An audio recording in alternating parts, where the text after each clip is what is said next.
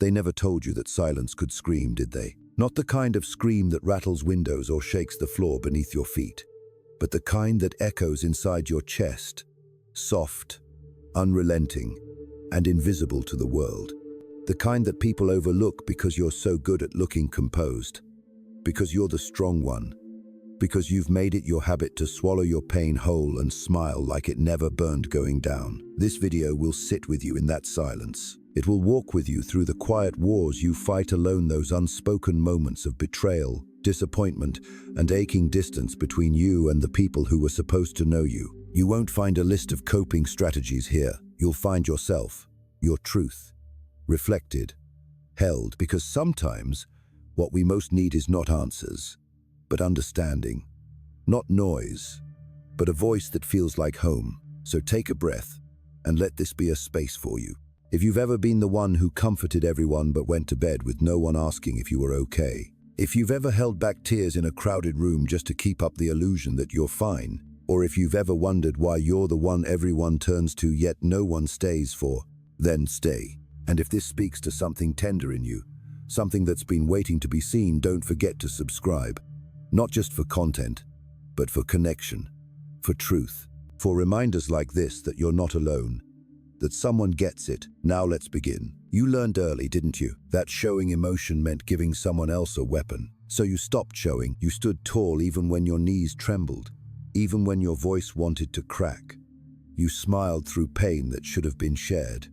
You laughed in rooms where your heart was breaking, not because you were faking, but because you thought strength meant silence. And maybe it did back then. Maybe you had no choice. Maybe your tears once made someone uncomfortable, or your needs were too much for someone who should have loved you better. So you learned to mute yourself. You became what they needed so they wouldn't leave, so they wouldn't explode, so they wouldn't say the words you were too young to carry. And that silence, what started as survival, turned into your second skin. But now, it's loneliness. You sit in a room full of people and feel invisible. They call you reliable, resilient, low maintenance.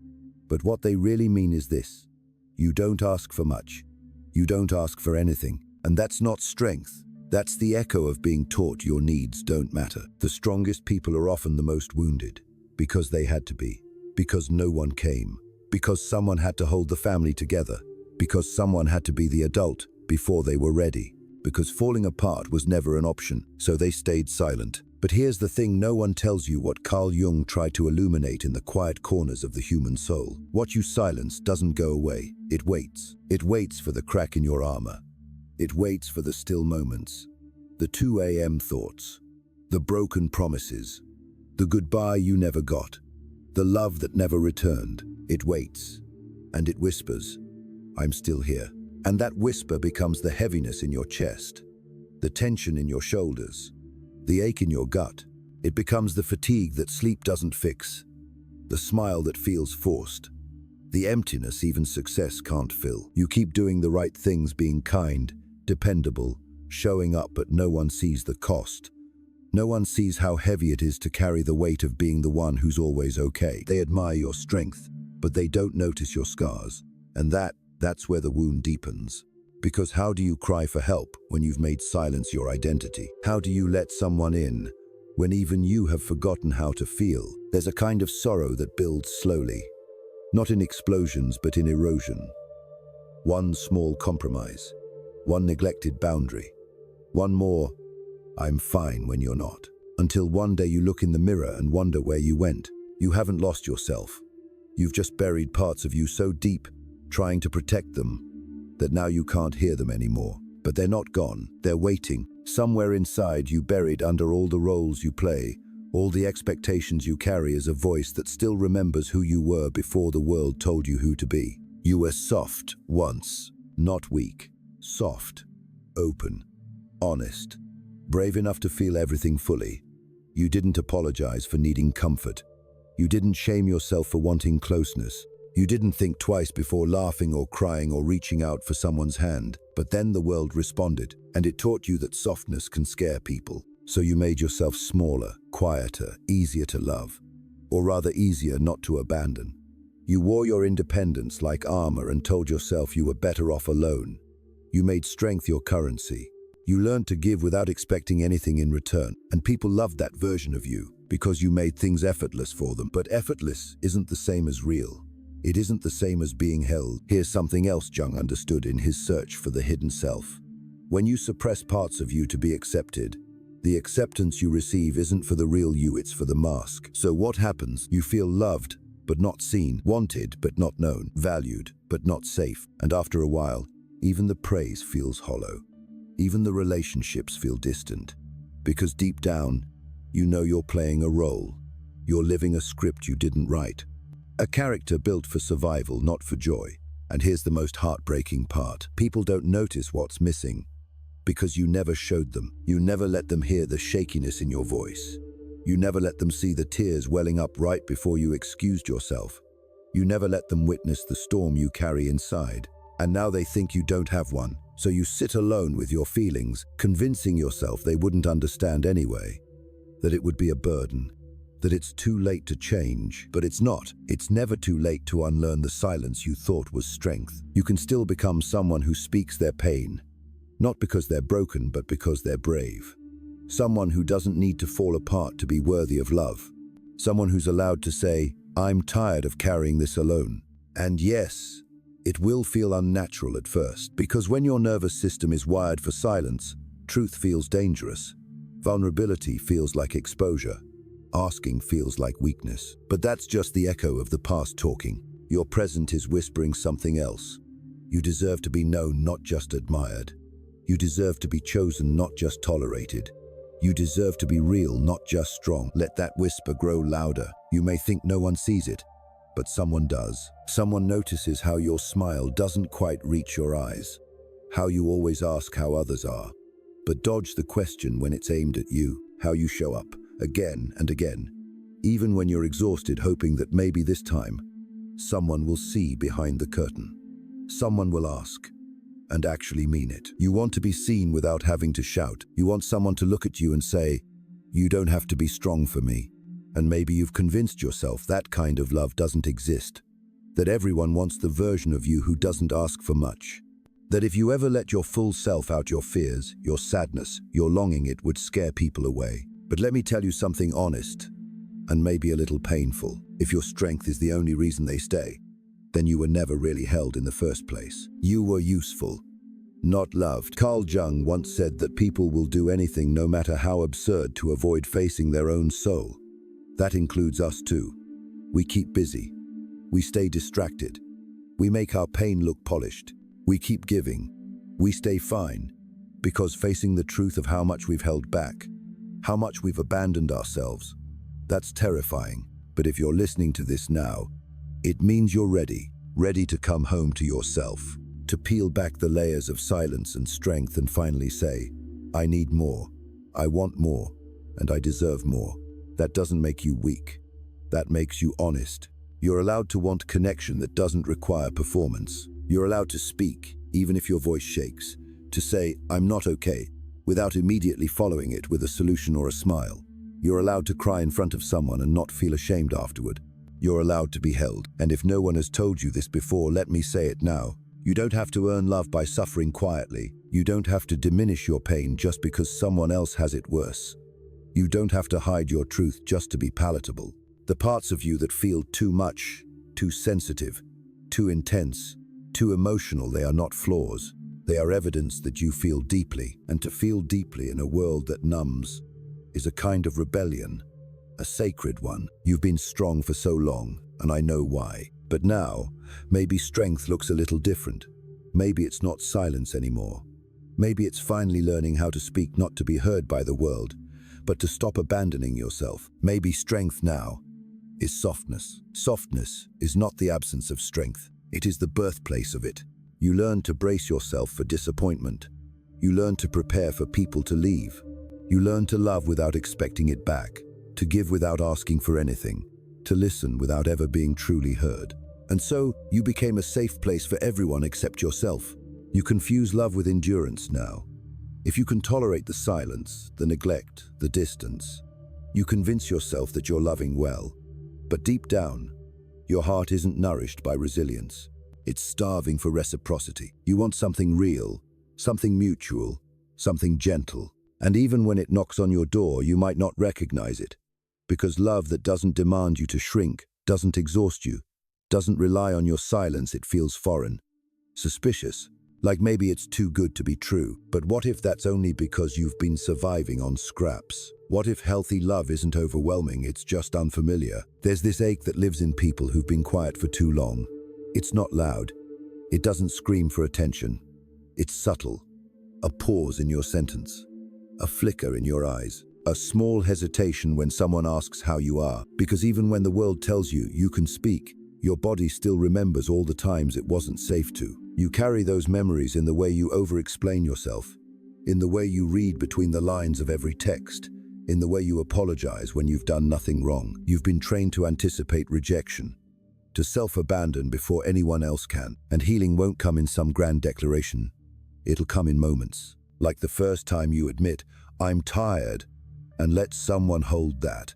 The first time you say, "I need," without guilt. The first time you allow yourself to cry in front of someone and they don't flinch, they stay, and you'll feel it, an unfamiliar warmth rising in your chest, a quiet kind of freedom, like your body remembering a language it forgot long ago. That's when you'll know. Your silence was never your truest self. It was just your protection. And now, you're safe enough to be seen, even if it still feels scary, even if you still shake, even if you whisper when you want to scream. You're allowed to return to softness. You're allowed to be both the strong one and the one who needs to be held. You've lived so long in the role of the anchor, holding steady when everyone else drifted, staying calm when chaos broke loose, offering love even when it was never returned in kind. But when you always anchor others, who anchors you? That's the question that starts to haunt the quiet moments. It doesn't show up loudly. It sneaks in while you're doing dishes, scrolling through your phone, lying awake in a room that feels too cold. It whispers, "Is anyone really here for you? Or are you just easy to lean on?" You wonder if the silence you've mastered has become a prison instead of protection. Carl Jung spoke of the shadow, the part of ourselves we push into the dark. For many of us, that shadow isn't some sinister impulse. It's the child who wanted to be held, the teenager who just wanted someone to ask why she was hurting, the adult who still wonders if love without conditions is even real. And when no one tends to those parts, we do what we always do. We perform. We overfunction. We become useful. We become pleasant. We smile with tired eyes and laugh at the right moments and say, "It's no big deal." But it is a big deal, because inside, something starts to decay. Not all at once, bit by bit. The self you silenced begins to feel like a stranger. You become so good at being enough for everyone else that you forget what it feels like to be whole for yourself. And no one sees it. They don't notice the way you pause before saying, "I'm fine." They don't hear the weight behind your silence. They don't realize that your strength is just another mask you wear because you're scared no one could love the real, unfiltered, imperfect you. But I see you, not the you that the world praises, but the you underneath it all. The one who's tired of pretending, the one who's quietly grieving everything she never got to say, the one who longs not for attention but for peace, for rest, for someone to sit beside her in her unspoken sorrow and just say, "You don't have to do this alone anymore." Maybe you've never heard that before. Or maybe you've heard it, but couldn't believe it. Couldn't risk leaning, only to fall. But let me offer this. Healing doesn't start with someone else catching you. It starts with you deciding gently, slowly, that you're allowed to need catching. It starts with one breath where you don't brace. One moment where you stop performing. One conversation where you speak honestly, even if your voice shakes. One night where you cry without apologizing. And slowly, the walls soften. The silence opens. The real you begins to breathe again, because you were never meant to live this quietly. There's a difference between being quiet and being silenced. And you, my love, were silenced, not always by force, but by subtle, persistent wounds. By being told, directly or indirectly, that your feelings were too much, that your truth was inconvenient, that your softness needed to be corrected, reshaped, hardened. So you folded yourself into the background. You became the observer, the peacekeeper, the one who knew how to disappear in a room full of people. You read everyone else's emotions like a map, but no one ever asked for yours. You became fluent in others' needs and mute in your own. And it's heartbreaking, isn't it? To know how to love people so deeply, yet feel unknown, to be the one others lean on, but never the one they ask. How's your heart today? To feel like the love you give is never quite returned in the language you need it. That kind of ache doesn't scream. It simmers. It becomes part of your skin. And before long, you mistake your silence for peace. You start to believe that needing less makes you more lovable. That being low maintenance means you're strong, but that's not strength, that's absence. That's deprivation. That's the ghost of a child who learned, over and over, that love was conditional and silence was the condition. And still, you kept loving. That's the part no one sees. They don't see the courage it takes to keep your heart open, even while it's bleeding. They don't see the battles you fight to hold back the tears until you're finally alone. They don't know how loud the quiet gets when everyone leaves and you're left sitting with the weight of all the things you never said. But I want you to hear this. You are not too much. Your feelings are not excessive. Your pain is not a problem to be fixed. And your silence, though it protected you once, is not where your story ends. Because the truth is, the strongest people aren't the ones who hide their emotions. They're the ones who learn how to live with them, who learn how to speak, even after being shut down, who choose softness again, even when the world told them it was a mistake. You are that kind of strong, and I know it's hard. Speaking after silence feels like stepping into the sun after living in the shadows. It feels vulnerable, raw, exposed. You might stumble. You might say too much or too little. You might cry in moments you thought you'd stay composed, but that's okay. That's how you unlearn the silence. That's how you teach yourself gently, patiently that your voice matters. Not just because someone else says it does, but because you say it does. There's a moment, soft and quiet, when the silence begins to break, not with a scream, not with a grand confession, but maybe with a sigh, a trembling breath, a truth you whisper to yourself in the dark. I can't do this alone anymore. And just like that, the armor begins to crack, not shatter, not fall off in dramatic pieces, but split, gently, like a tree giving way to spring after a long, frozen winter. It's disorienting, because you've lived so long behind the mask of fine. You've worn strength like skin. You've made silence your home. And now you're realizing it was never home. It was survival. You've confused being unnoticed with being safe. But safety is not invisibility. Safety is being able to be fully yourself and still be loved. That is what your heart is aching for. And yes, it will feel foreign at first. Speaking your truth might sound like a stranger's voice. Admitting your needs might make your skin crawl. Even softness might sting before it soothes, because anything that touches an old wound does at first. But don't turn away, because on the other side of that discomfort is liberation. There's a version of you truer, fuller, softer, waiting to come alive again. The one who doesn't measure her worth by how much she can carry without breaking. The one who doesn't flinch when someone says, "Tell me how you really feel." The one who no longer performs okay just to keep the peace. She's still there, underneath the silence, beneath the years of being strong for everyone else, behind the practiced smile and the polite nods and the "I'm just tired." She's not lost, just buried, and she's ready to return. She may come back slowly, with hesitations and pauses. She may speak in metaphors, in music, in dreams.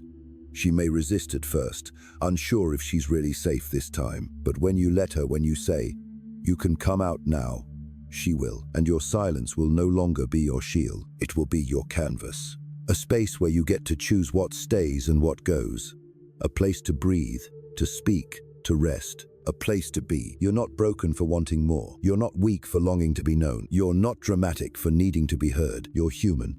And maybe, just maybe, what the world needs most right now are humans who've stopped pretending they don't feel. You feel things deeply. That has always been your gift, not your flaw. But the world conditioned you to believe it was too much, that your emotions made you fragile, that your tenderness was a liability.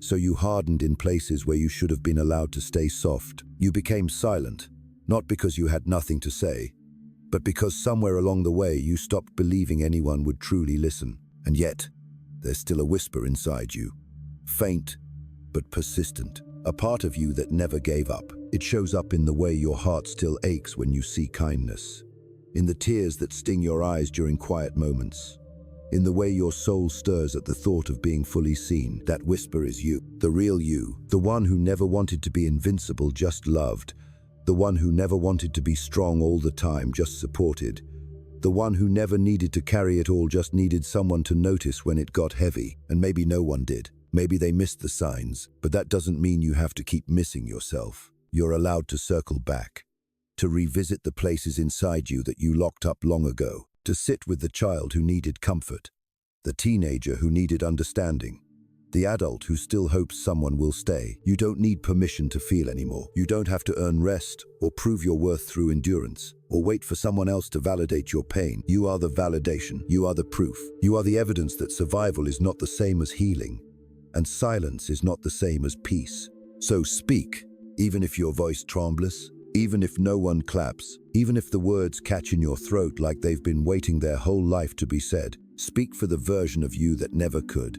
Because every time you do, something sacred happens. Your heart unclenches, your breath deepens, your body releases, and the silence that once haunted you becomes the silence of being held. A soft, still space where you are no longer pretending. Just present, and in that presence, something shifts. You stop being the strong one out of necessity, and start being the whole one by choice. No more shrinking, no more swallowing pain just to keep others comfortable, no more mistaking isolation for resilience. You, just as you are, deserve to be met, to be heard, to be loved out loud. You've mastered the art of making it look easy, holding back tears with a graceful smile, nodding politely while your soul crumbles quietly, carrying others when your own knees are barely holding you up. You've done it for so long you don't even question it anymore. But lately, haven't you felt it? That soft rebellion inside, that voice that whispers, "What about me?" Not in a selfish way, in a soul-hungry way, because love should not cost you your voice. Connection should not require you to disappear, and peace should not be bought with your silence. You've learned how to live with the ache, how to push it aside so you can show up for work, for family, for friends, how to shrink your own needs so no one ever feels burdened by you. But deep down, you're tired. Not the kind of tired that sleep fixes.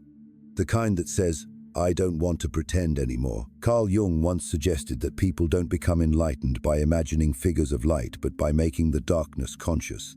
And this silence you carry, it is your darkness, not because it's bad, but because it's hidden. And now, it's time to bring it into the light. That means telling your story not in polished, perfect sentences, but in stumbles and pauses and raw truths.